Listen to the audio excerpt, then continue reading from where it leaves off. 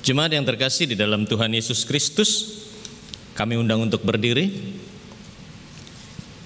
Kita awali ibadah kita pada pagi hari ini. Bersyukurlah kepada Tuhan sebab Ia baik. Bahwasanya untuk selama-lamanya kasih setianya. Biarlah itu dikatakan orang-orang yang ditebus Tuhan. Yang ditebusnya dari kuasa yang menyesakkan. Mereka lapar dan haus. Jiwa mereka lemah lesu di dalam diri mereka. Maka berseru-serulah mereka kepada Tuhan dalam kesesakan mereka. Dan dilepaskannya mereka dari kecemasan mereka. Bersyukurlah kepada Tuhan sebab Ia baik. Bahwasanya untuk selama-lamanya kasih setianya.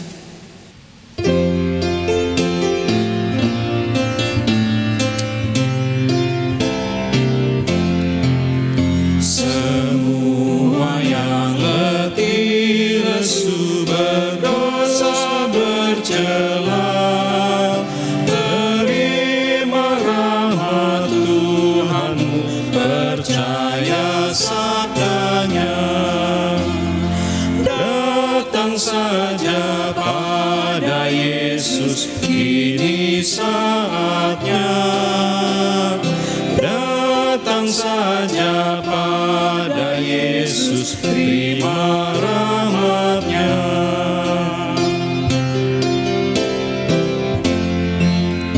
Cucuran darah masih memberi berkat penuh, membasuh hati yang keji, tenang teduh.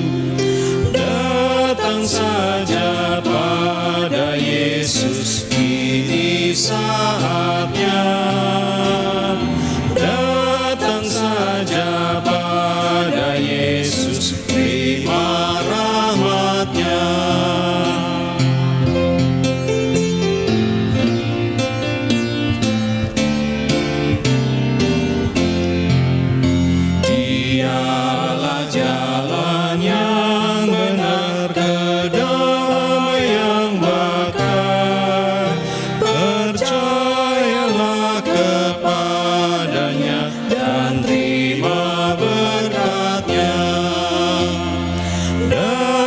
Saja pada Yesus, kini saatnya.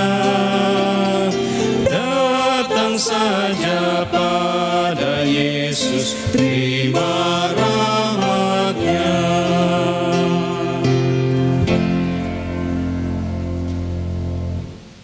Pertolongan kita adalah di dalam nama Tuhan yang menjadikan langit dan bumi, yang kasih-Nya merengkuh dan memelihara setiap keluarga. Amin,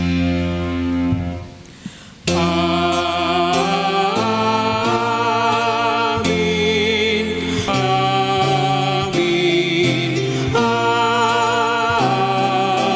amin.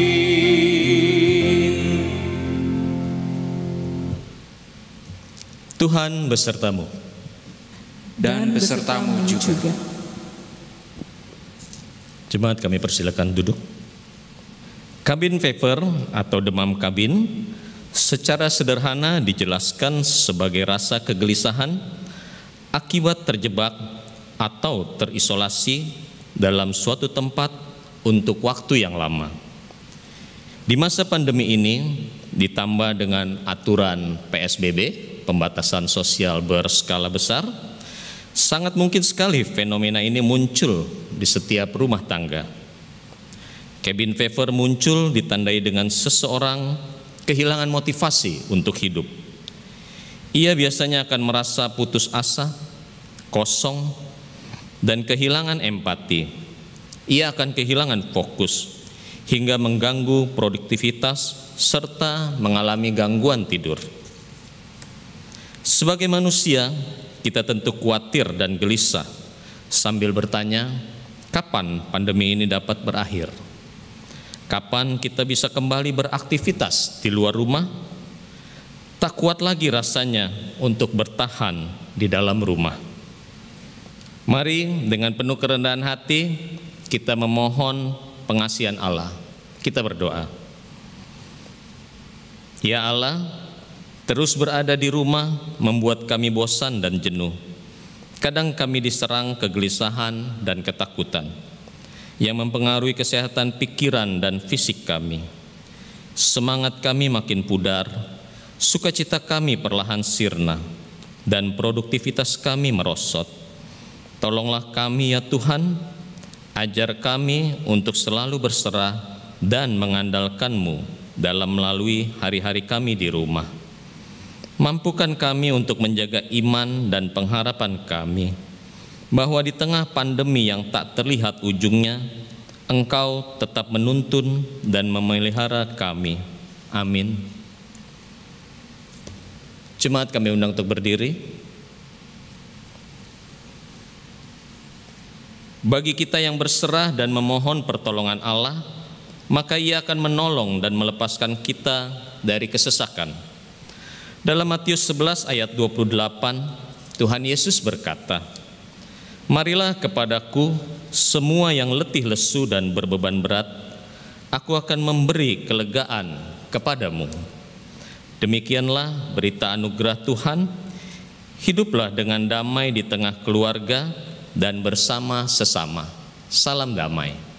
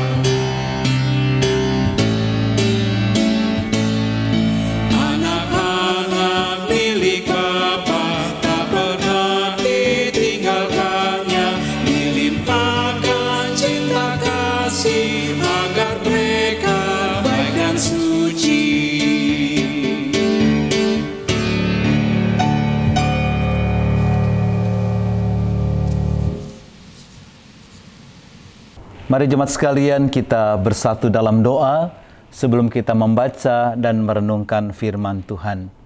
Kita berdoa. Tuhan Bapa Surgawi, terima kasih kami masih boleh berbakti sekalipun melewati online yang saat ini kami sedang jalankan. Biar Tuhan melalui kebaktian ini kami boleh berjumpa dengan Tuhan melalui kebenaran firman Tuhan. Kami ingin membaca dan merenungkan firman-Mu. Tuhan menolong kami sehingga apa yang kami baca, kami dengar, menguatkan iman percaya kami. Hanya di dalam nama Tuhan Yesus kami berdoa. Amin. Pembacaan Alkitab akan diambilkan dari kitab 1 Raja-Raja pasal 19 ayat 1 sampai ayat yang ke-8. Demikian bunyi firman Tuhan. Ketika Ahab memberitahukan kepada Isabel segala yang dilakukan Elia dan perihal Elia membunuh semua nabi itu dengan pedang, maka Isabel menyuruh seorang suruhan mengatakan kepada Elia, "Beginilah kiranya para Allah menghukum aku, bahkan lebih lagi daripada itu, jika besok kira-kira pada waktu ini, aku tidak membuat nyawamu sama seperti nyawa salah seorang dari mereka itu." Maka takutlah ia, lalu bangkit dan pergi menyelamatkan nyawanya, dan setelah sampai ke Beersheba yang termasuk wilayah Yehuda, ia meninggalkan bujangnya di sana. Tetapi ia sendiri masuk ke padang gurun sehari perjalanan jauhnya, lalu duduk di bawah sebuah pohon arar. Kemudian ia ingin mati, katanya. "Cukuplah itu. Sekarang ya Tuhan, ambillah nyawaku, sebab aku ini tidak lebih baik daripada nenek moyangku. Sesudah itu ia berbaring dan tidur di bawah pohon arar itu. Tetapi tiba-tiba seorang malaikat menyentuh dia serta berkata kepadanya, bangunlah, makanlah. Ketika ia melihat sekitarnya, maka pada sebelah kepalanya ada roti bakar dan sebuah kendi berisi air. Lalu ia makan dan minum, kemudian berbaring pula. Tetapi malaikat Tuhan datang untuk kedua kalinya dan menyentuh dia serta berkata, bangunlah, makanlah, sebab kalau tidak perjalananmu nanti terlalu jauh bagimu. Maka bangunlah ia, lalu makan dan minum, dan oleh kekuatan makanan itu ia berjalan 40 hari, 40 malam lamanya, sampai ke gunung Allah, yaitu Gunung Horeb. Yang berbahagia kita yang mendengarkan firman Tuhan, dan yang melakukan dalam kehidupan kita hari lepas hari. Haleluya. Haleluya, haleluya, haleluya.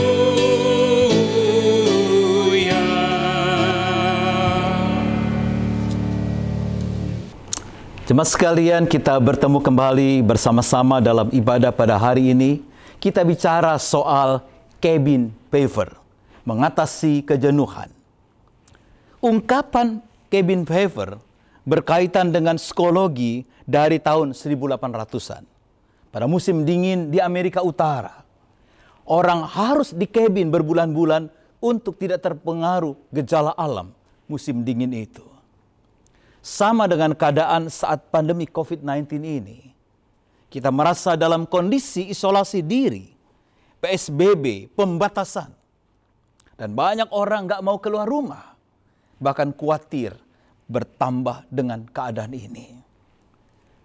Cabin fever adalah emosi atau perasaan yang sedih karena terlalu lama terisolasi, merasa terputus dari dunia luar. Apa gejala cabin fever? Biasanya gejalanya adalah kegelisahan yang muncul. Turunnya motivasi diri. Kita mudah tersinggung, kita mudah putus asa, sulit berkonsentrasi. Pola tidur yang tidak teratur. Sulit bangun tidur. Kita lemah lesu. Bahkan kita sulit percaya dengan orang lain. Kita tidak sabaran. Dan kita depresi dalam waktu yang lama. Jadi, cabin fever adalah gangguan mood, perasaan kesal, perasaan sedih, ada rasa sensitif, gangguan psikomatik yang bisa menyebabkan perasaan tidak nyaman, merasa terisolasi, dan sebagian orang merasa mengalami seperti depresi, yaitu putus asa karena keadaan yang tidak stabil. Jadi masalah psikologi akibat isolasi atau pembatasan diri atau pembatasan sosial menyebabkan masalah yang berkepanjangan. Cabin fever bisa mengakibatkan masalah kalau kita tidak mengatasinya dengan baik. Dalam gambaran setelah peristiwa COVID di Wuhan, ternyata banyak kasus perceraian terjadi. Bahkan di beberapa negara banyak terjadi kekerasan rumah tangga. Karena situasi cabin fever itu terjadi selama lockdown itu berlangsung. Jadi cabin fever dapat dikatakan tekanan muncul dari dalam diri sendiri dalam menghadapi situasi di luar diri kita akibat isolasi. Kita akan belajar hari ini dari kisah Elia bagaimana menghadapi situasi yang mirip dengan ciri-ciri cabin fever.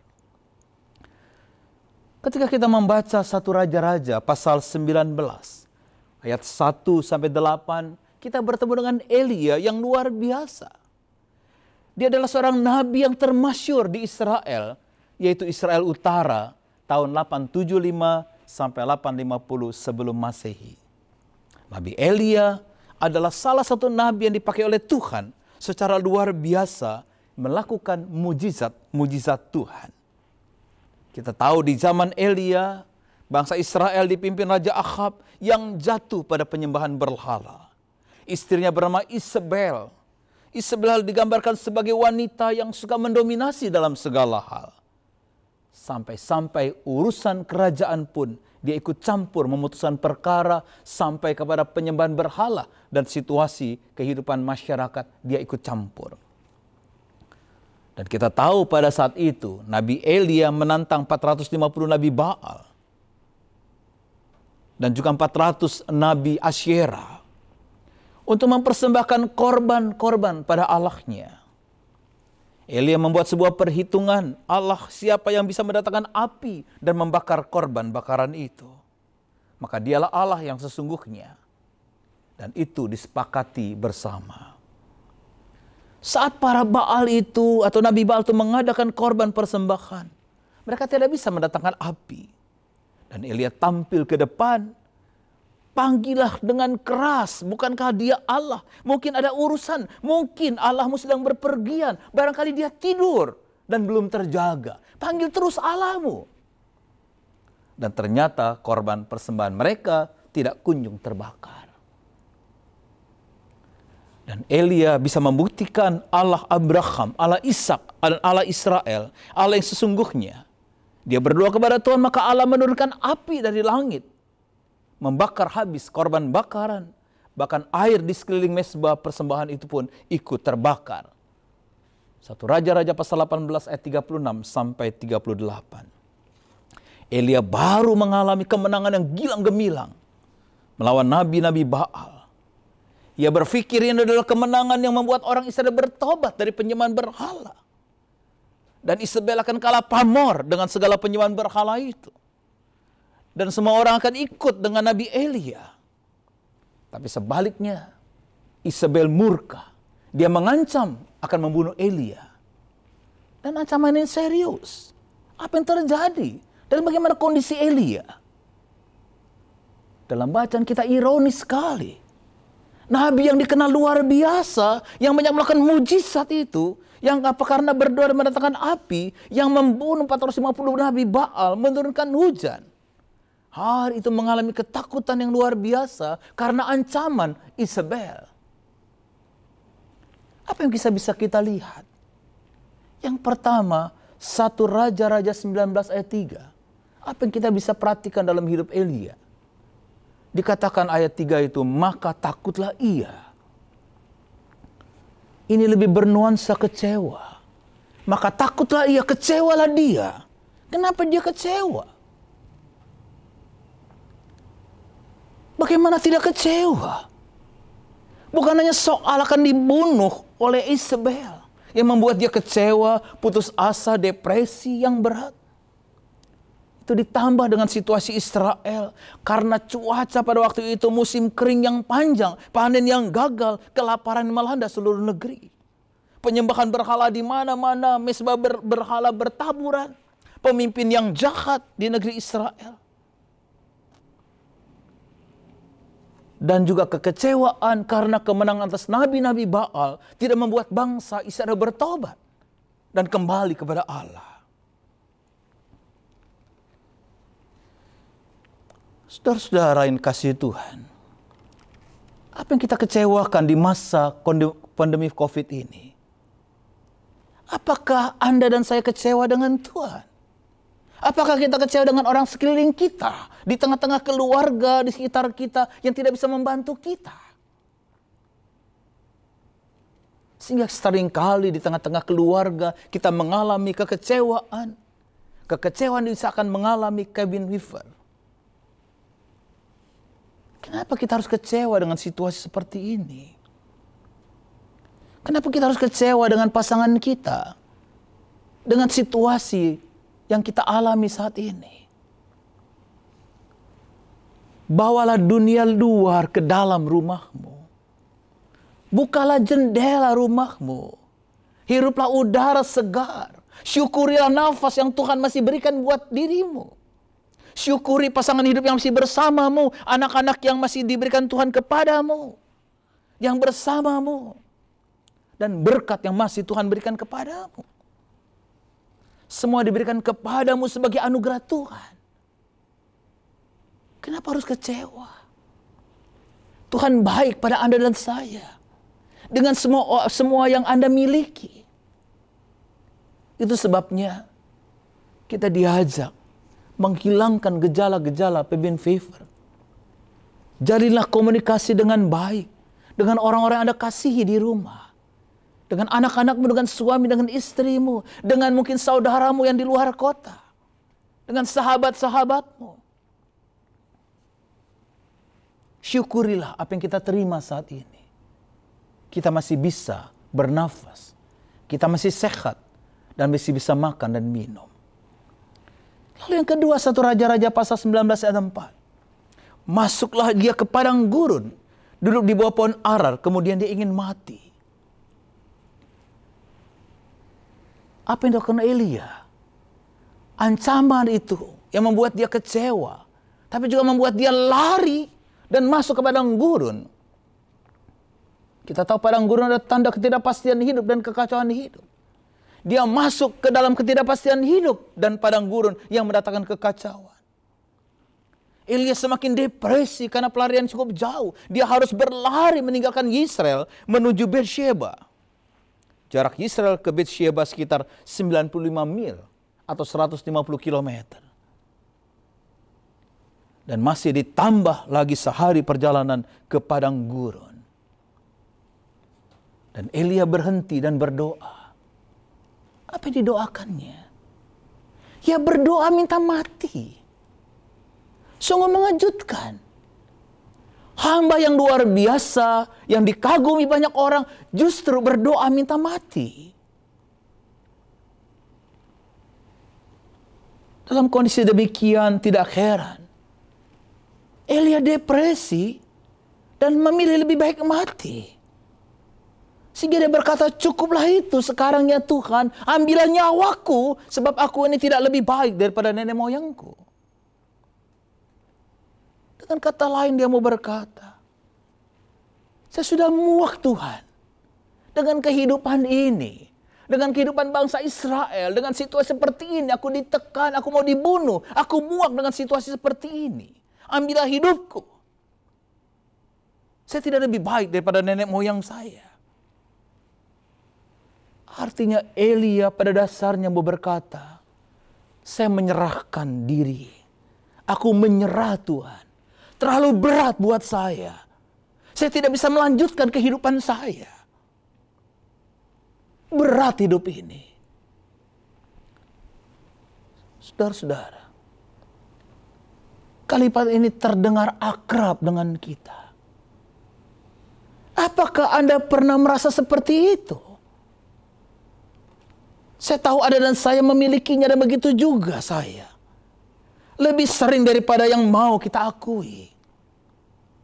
Kita sering berkata, Tuhan aku menyerah. Gak sanggup melanjutkan kehidupan ini. Elia merasa terguncang, putus asa. Karena perjuangannya gagal total. Dia takut, dia cemas. Dan kita tahu dia mengalami keletihan fisik melawan Nabi Baal. Dia lari sejauh mungkin. Dia berlari sepanjang hari di padang gurun. Secara emosi dia stres, habis membunuh 450 orang. Secara rohani Elia mengalami kekeringan akibat peperangan rohani.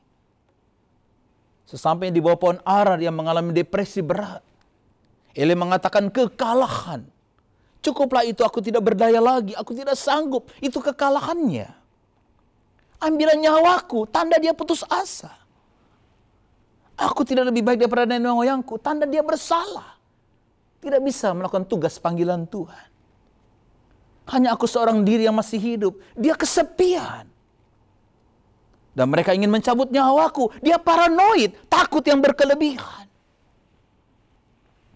Elia lupa bahwa Tuhan telah mengalami banyak, memberikan mujizat kepadanya.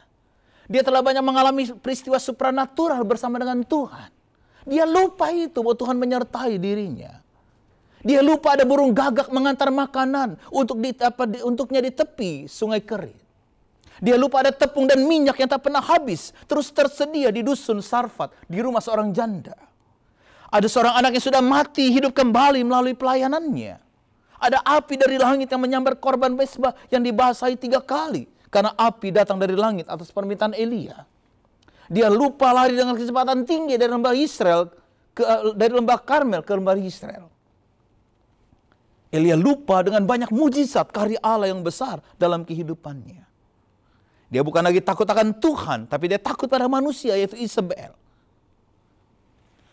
Kenapa harus takut dengan manusia? Tuhan mengasihi dan peduli dengan Elia. Tuhan Allah tidak pernah diam melihat umatnya mengalami pergumulan. Tuhan tidak mencabut nyawa Elia, tapi dia datang untuk memberikan pertolongan. Bagaimana caranya? Dalam 1 Raja-Raja pasal 19 ayat 5 sampai 8, dalam kelemahan, dalam keputusasaan, Tuhan mengirim seorang malaikat untuk memelihara Elia dengan memberikan istirahat, makan dan minum kepada Elia.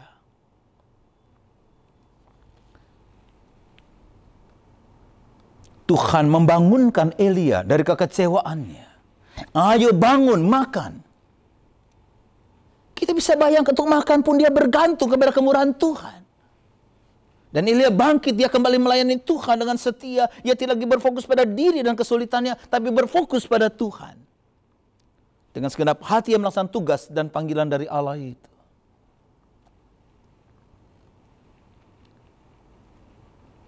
Selama pandemi ini, apakah kebutuhan kita tidak dipenuhi dan diberi oleh Tuhan? Yang jelas, kita bisa membuktikan bahwa di saat-saat sesulit apapun Tuhan punya cara untuk memelihara umat kesayangannya. Saya yakin kebutuhan hidup kita semua diberikan oleh Tuhan. Semua keinginan kita mungkin yang belum bisa diberikan, tapi kita harus perjuangkan. Masa kini ketika kita harus penuh dengan pembatasan, kita diajak berefleksi akan kebaikan-kebaikan Tuhan di masa lalu yang sudah kita alami dan dapatkan.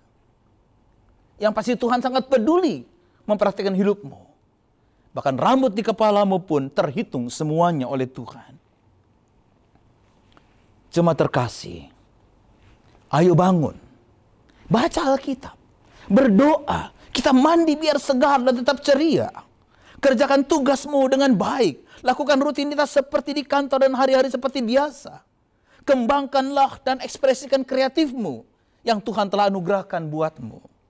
Mungkin buat lagu, mungkin melukis, mungkin mempraktekkan resep makanan, mungkin piara ikan, tanam menanam. Ayo bangun, berkeringatlah. Artinya olahragalah. Salah satu cara ampuh mencegah cabin fever. Karena olahraga melepaskan hormon endorfin yang bisa meningkatkan suasana kita. Jangan pernah mau berdiam diri terus. Mari kita sungguh-sungguh dapat belajar dari Elia. Kita bangun dan bangkit.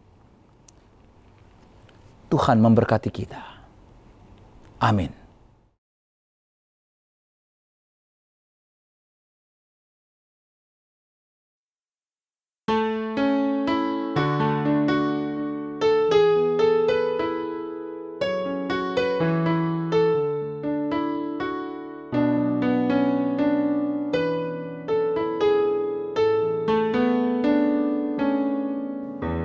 Seperti wanita mengurapimu, menangis di bawah kakimu. Demikian hidupku mengasihimu, Yesus, Engkau baik bagiku. Sampai akhir ku menutup mata, ku tetap setia menanti janjimu. Sampai ku dapatkan mahkota kehidupanku, ku tetap setia, ku melayanimu. Seperti wanita mengurapimu,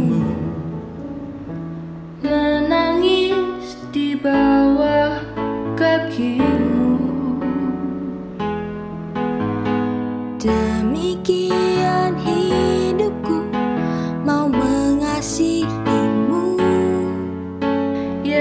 sangka baik bagiku, sampai akhir ku menutup mata, ku tetap setia menanti janjimu, sampai ku dapatkan mahkota kehidupanku. Ku tetap setia, ku melayanimu,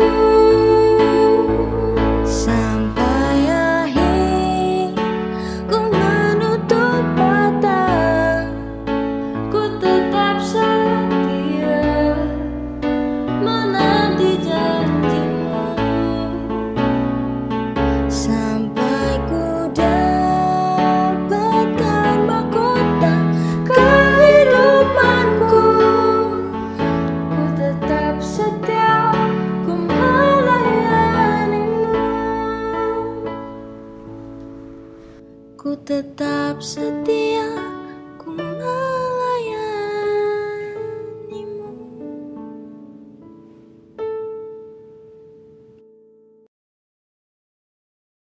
Jemaat, kami undang untuk berdiri. Mari kita mengikrarkan iman kita sesuai dengan pengakuan iman rasuli. Aku percaya kepada Allah, Bapa yang Maha Kuasa, Khalik langit dan bumi, dan kepada Yesus Kristus, Anaknya yang tunggal, Tuhan kita, yang dikandung dari Roh Kudus, lahir dari anak darah Maria, yang menderita sengsara di bawah pemerintahan Pontius Pilatus, disalibkan, mati dan dikuburkan, turun ke dalam kerajaan maut. Pada hari yang ketiga, bangkit pula dari antara orang mati, naik ke surga, duduk di sebelah kanan Allah, Bapa yang Maha Kuasa. Dan dari sana Ia akan datang untuk menghakimi orang yang hidup dan yang mati. Aku percaya kepada Roh Kudus, gereja yang kudus dan am, persekutuan orang kudus, pengampunan dosa, kebangkitan orang mati, dan hidup yang kekal. Silakan duduk. Jemaat sekalian, mari kita menaikkan doa syafaat kita. Tuhan, kami berdoa bagi setiap jemaat-Mu yang saat ini mungkin mengalami gejala cabin fever. Tuhan, tilik satu persatu jemaat-Mu ini. Berikan kepada mereka kekuatan untuk dapat sungguh-sungguh jauh dari kekecewaan. Sungguh-sungguh dapat mensyukuri berkat-Mu. Bahwa Tuhan telah memberikan yang terbaik buat kami. Bahkan memberikan berkat anugerah yang tak terkira ketika kami merenungkan semua berkat-Mu.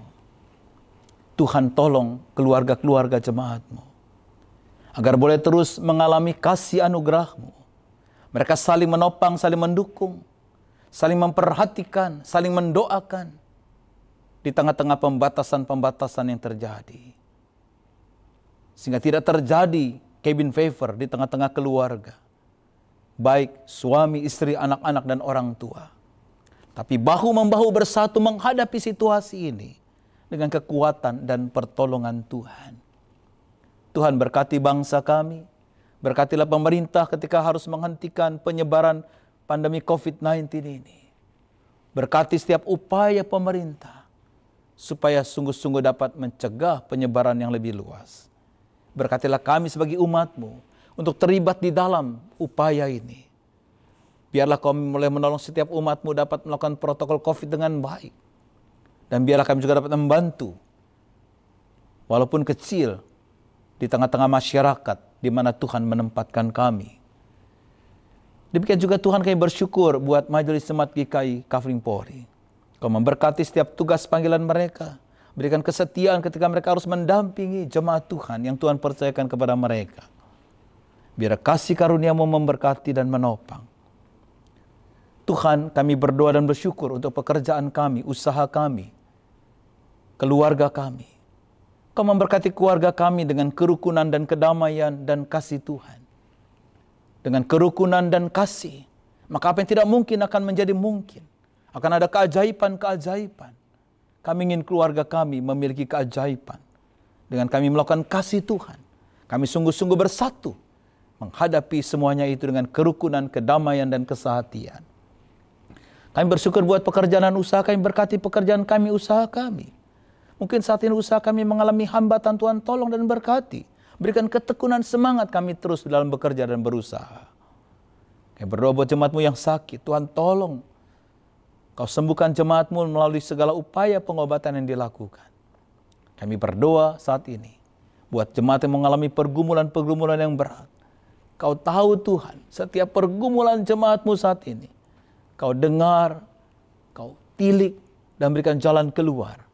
Dan berikan semangat pada mereka untuk berjuang keluar dari segala persoalan dan pergumulan. Terima kasih Tuhan. Hanya di dalam nama Tuhan Yesus Kristus kami berdoa. Amin.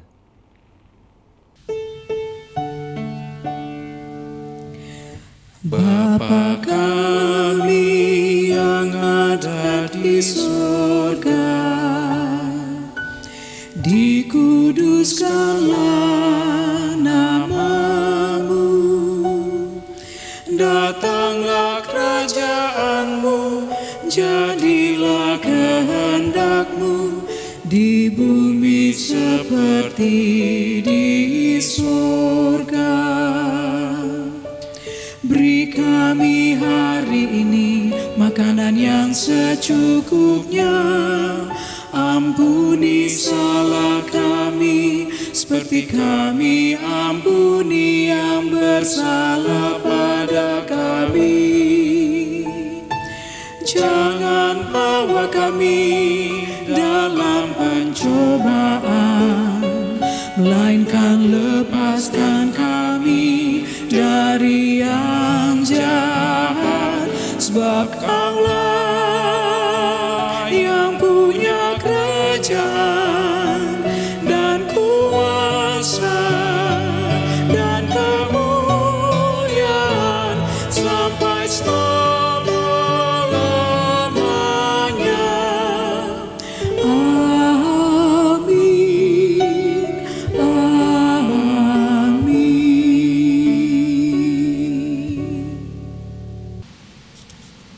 Mari kita memberi persembahan syukur kepada Tuhan sebagai wujud syukur kita atas hidup serta bentuk tanggung jawab kita dalam pembangunan tubuh Kristus. Seperti yang dinasihatkan Rasul Paulus dalam 2 Korintus 8 ayat 12 dan 15. Sebab jika kamu rela untuk memberi, maka pemberianmu akan diterima. Kalau pemberianmu itu berdasarkan apa yang ada padamu, bukan berdasarkan apa yang tidak ada padamu. Seperti ada tertulis, orang yang mengumpulkan banyak tidak kelebihan, dan orang yang mengumpulkan sedikit tidak kekurangan. Persembahan dapat diberikan dengan cara transfer ke rekening GKI Kafling Polri atau dikumpulkan di dalam amplop dan akan diserahkan ketika nanti jemaat datang dalam ibadah minggu di gedung gereja.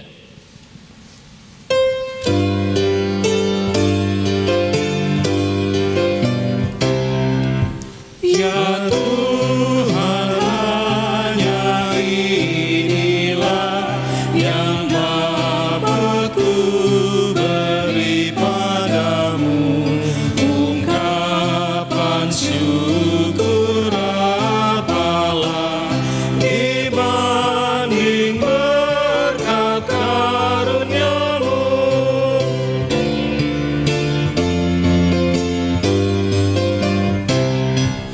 Pemberian janda miskin pun Engkau lihat ketulusannya, tiliklah juga hatiku saat ku bawa persembahan.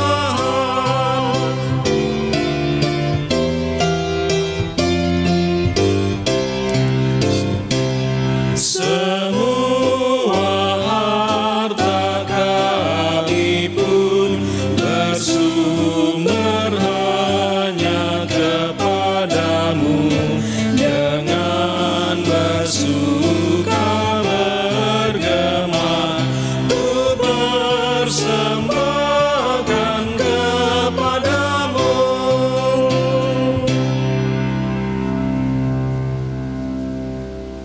Mari kita berdoa. Allah Bapa Surgawi, inilah persembahan yang patut kami berikan kepadamu sebagai ungkapan syukur kami atas berkat yang sudah Tuhan berikan kepada kami. Kiranya Tuhan kuduskan persembahan ini dan Tuhan berkati orang-orang yang sudah Tuhan percayakan untuk mengelola persembahan ini, supaya persembahan ini boleh menjadi alat untuk memuliakan nama Tuhan. Hanya di dalam nama Yesus Kristus kami sudah berdoa. Amin. Mari kita kembali dalam hidup sehari-hari dengan keyakinan bahwa Tuhan senantiasa menyertai kita. Ingatlah bahwa hidup kita berharga, yang harus kita isi dengan melakukan hal yang berharga juga dan berguna bagi kita, bagi keluarga, dan juga sesama.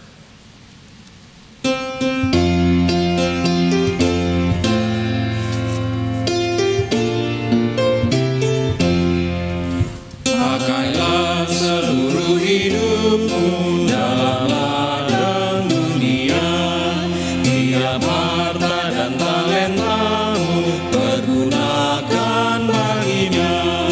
Berkat Tuhan tersedia bagi orang yang meminta. Dia tahu yang kau butuhkan, kini dan selamanya. Sungguh banyak waktu terbuang untuk hal yang tak perlu.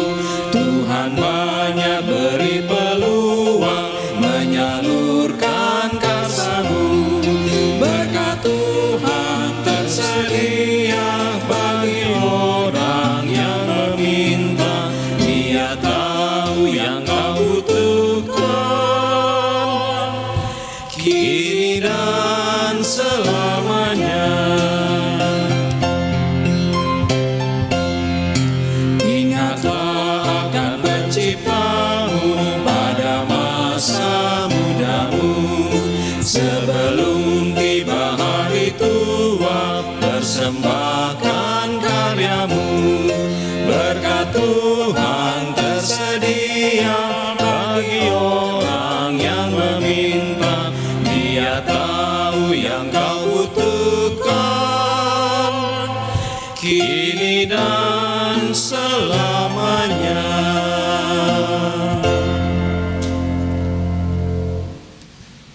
Jemaat sekalian, arahkanlah hatimu kepada Tuhan. Kami mengarahkan hati kami kepada Tuhan. Jadilah saksi Kristus. Syukur kepada Allah, Terpujilah Tuhan. kini dan selamanya. Dan terimalah berkat Tuhan. Tuhan memberkati engkau dan melindungi engkau.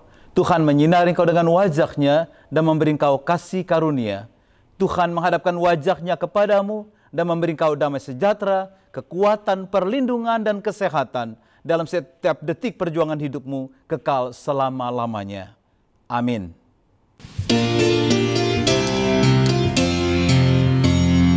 Haleluya, amin. Haleluya, amin. Haleluya, haleluya, haleluya, amin.